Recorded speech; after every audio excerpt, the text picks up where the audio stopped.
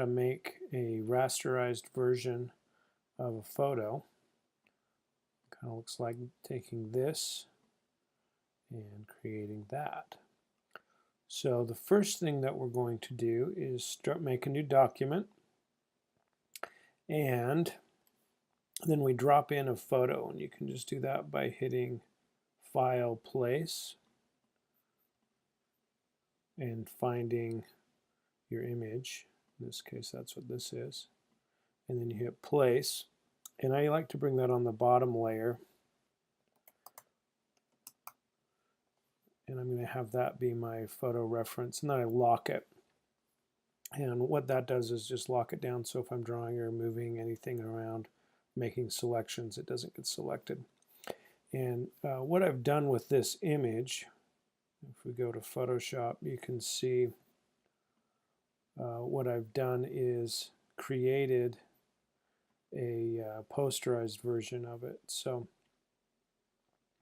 what we can do with this is take and posterize it. So this layer adjustment here, and you can set the adjustment here to 3. And what that'll do is put it into 3 tones, shadow, mid-tone, and highlight. And so then once you do that, I can save that. And you can see that I've placed this file. It's going to ask to modify or update it. So you can see I've kind of updated it, brightened it a little bit. But that's kind of nice, because if you did want to bring out some tones or more details somewhere, you could do that as part of your drawing later. You bring it into Photoshop and make that adjustment, and then it updates it in Illustrator. But once we get that photo in, the first thing I'm going to do is trace the whole image. And I'm going to start by doing that with just the pen tool, and I've already got that built, as you can see here. And I'm going to start that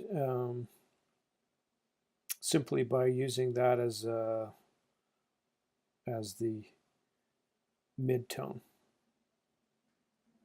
So if I make that the mid-tone, I can make 2 other layers.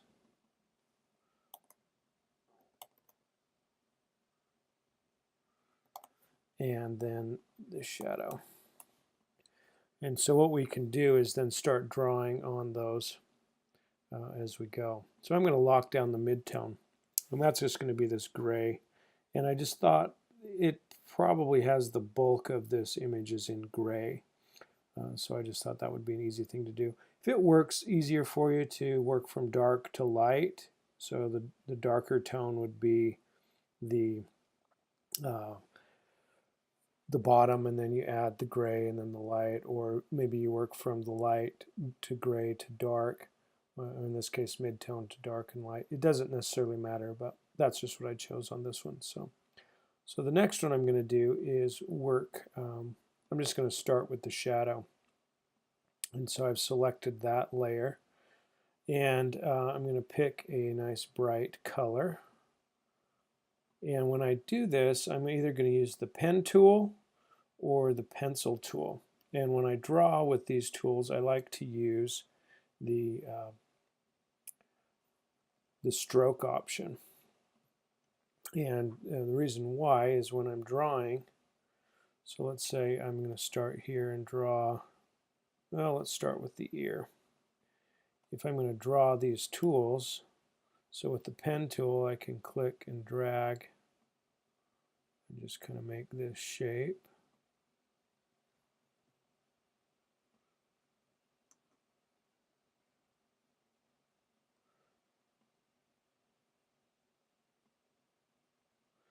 So you can see it's nice because I can see what I'm doing as I draw this. And the reason why is if I don't do it with the stroke option, it's going to fill that in, and it'll be hard to see all my edges. So I'm just basically drawing these shapes, Now, some of this is going to get translated. So if you start thinking about how do I draw some of these shapes, you could say, well, I'm going to start here and maybe come down to here, and then maybe go over this direction.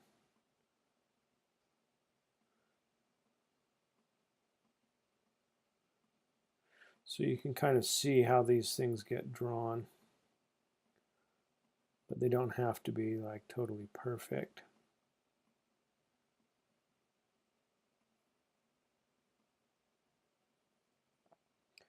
As you can see, I may need another point up there. So again, it's just kind of getting a feel for how you want this to look. And then let's go back to our layers palette, and I can quickly select all those shapes that I've drawn. And then when I'm ready, I can convert those to the dark tone that I've got. That needs to be black. So you kind of start to see that get filled in. And then the other cool thing about having this on a background, we can turn off that photo layer. And I'm going to change this to a mid-tone gray. You can just click your swatches. They have a nice mid-tone there. But you can already start to see that just those simple shapes help define the ear really quickly. So that's kind of the point as we work through that. The other technique, so if you want to use the pen tool, we can also use our pencil tool. And what that's going to do is give us this ability just to do some freehand drawing. And sometimes this is nice because it can be pretty quick just to kind of quickly draw a shape. And if it helps to think more about just drawing the shape, you can work through that.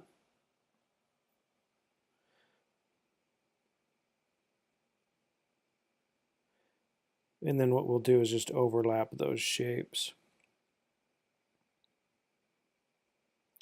And again, where it kind of fades and you've got weird shapes, you can kind of decide how that's going to look. You know, is this going to be a simple shape? Is it more complicated?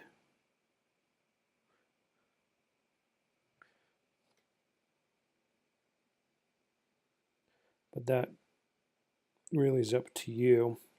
And it can be a good thing to kind of work through where these shapes should be and how big or small they should be. But again, the thing I like about this method is I don't have to think as much about the whole shape. I can just think about little parts. And they can overlap if you want.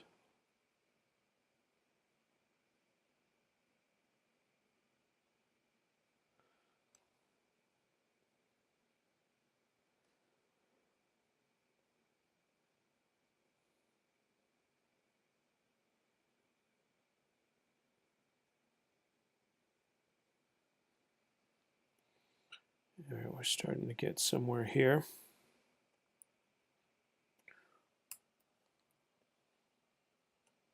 Let's draw this big shape.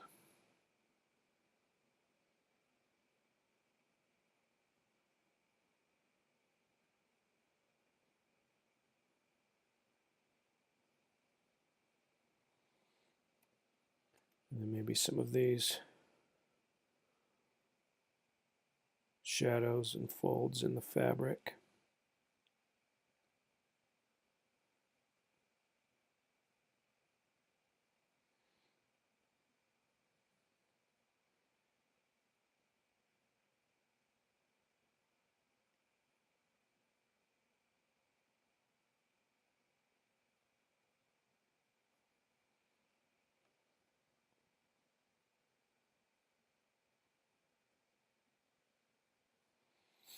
All right, let's take a look at how that's starting to look.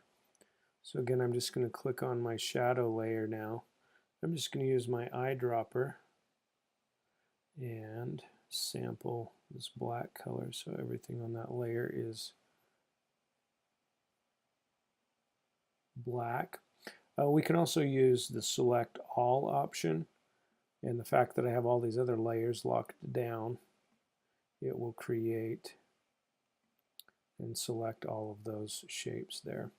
So you can see really quickly that this is starting to come together pretty nice. I need to fix some of these shapes, maybe add a couple of highlights here or there.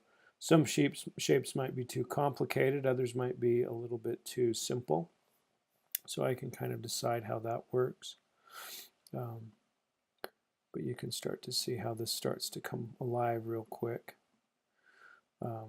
Again, we start working on other parts of this. So if I turn off the shadow and do highlights, and maybe I do highlights on top of the shadow. So I'm going to move that highlight layer on the top. And then this, let's select this color, maybe a bright yellow or green or something. And then decide which shapes we want.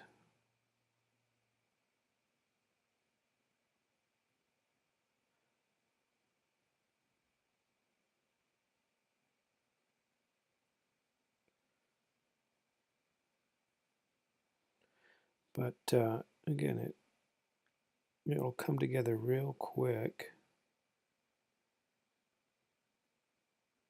once you start putting it together.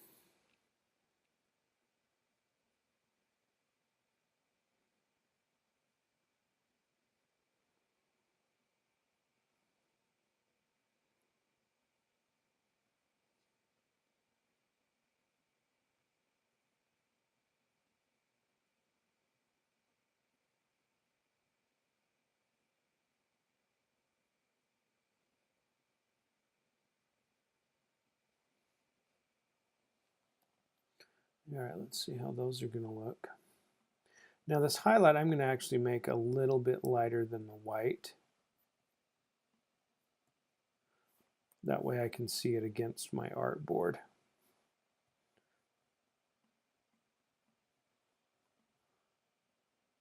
That's added a little added dimension to it, as you can see, especially in the nose part. So you can kind of decide how that works. But the key is just to build up that slowly.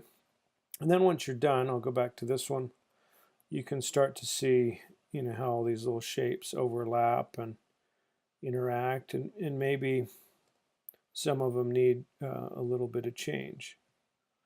You know, like maybe this gray here doesn't need to be there, or maybe the way they overlap or simplify, maybe this corner needs to change. So we use our pen tool adjustments here to add a little bit more curve to something, smooth it out or make it sharp, or we can use our direct selection tool and nudge things around a little bit. Maybe this part needs to be adjusted because it's a little bit too tight. So we can overlap things or open things up. So it's just refining all of those endpoints where you see problems. Sometimes you may even want to delete anchor points. So we can use our pen tool and just delete certain ones. You can see where things have gotten a little complicated here. Certain points might need to be removed. So you can kind of see which ones make sense and which ones don't.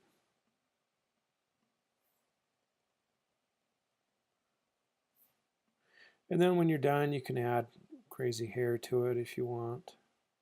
You can add other elements.